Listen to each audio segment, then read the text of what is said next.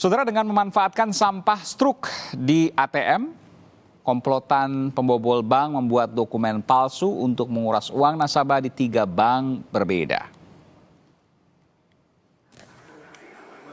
Jangan pernah lagi menganggap remeh struk ketika melakukan transaksi di anjungan tunai mandiri ATM.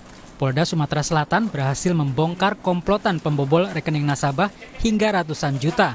2 pelaku telah ditangkap dan dijadikan tersangka, sementara 3 pelaku lainnya masih buron. Komplotan ini membobol rekening bank dengan modus menggunakan struk bekas di ATM. Dari struk itu, pelaku diduga membuat dokumen palsu agar bisa menarik dana nasabah. Telah dilakukan mereka ini ada 3 bank yang sudah rekening nasabahnya yang dibobol oleh kelompok ini. Pertama Bank Lampung, Bank BB Lampung, Bank Sultra itu di mana? Kendari. Ya, di Kendari mereka berhasil sekitar 120 jutaan. Di Bank Lampung itu 70 jutaan, di Sumsel 116 juta. Seorang tersangka, Aziz Kunadi, menyebut setiap anggota punya peran berbeda.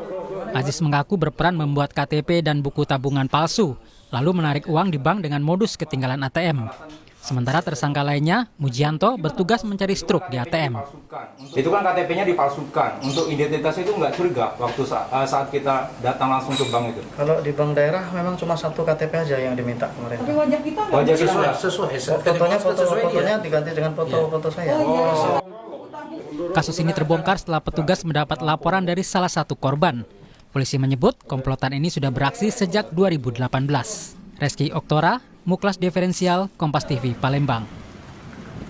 Saudara, 3 orang masih buron dari pengungkapan kasus pembobolan rekening bank bermodal struk ATM dan dokumen palsu. Bagaimana kepolisian mengungkap kasus ini dan bagaimana mengantisipasi ancaman kejahatan yang mungkin sering kita lakukan ketika kita membuang struk ATM di tempat sampah atau bahkan membuangnya tanpa kita sadar dimanapun.